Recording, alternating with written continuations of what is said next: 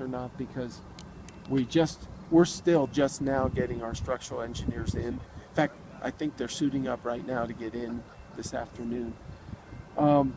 But the good news from my visual observation, and again, I'm not going in some of these areas because they're not safe yet, is that from Drake 6 and Drake 7, those two units and most of the associated equipment like boilers and other deaerators and things like that look pretty safe. I mean, there's smoke damage. Mm-hmm.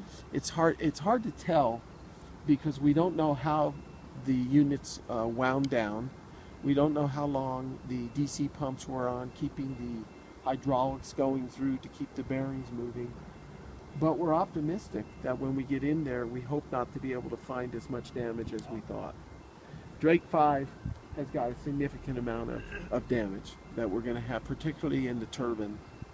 And we're going to have to do a lot of assessment on that once we can get cleared to do that.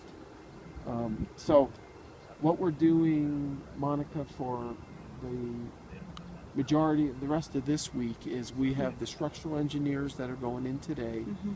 They'll likely be in there for several days, and it's not just looking at whether a turbine is running, it's looking at whether the columns and the roof will support workers going in there to do the rest of the assessments, particularly in this area. The fire was the worst right here, and it started right on we believe, from what we heard from the fire department, on the turbine floor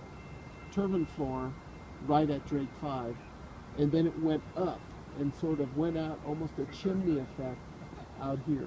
You see this first brick column right Mm-hmm. here? That's a firewall.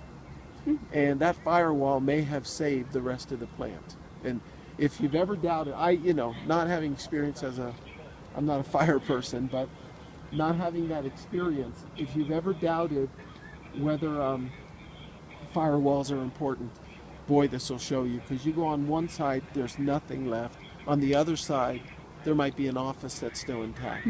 It's quite amazing. But if you look carefully right up at that corner there, see how that's cracked?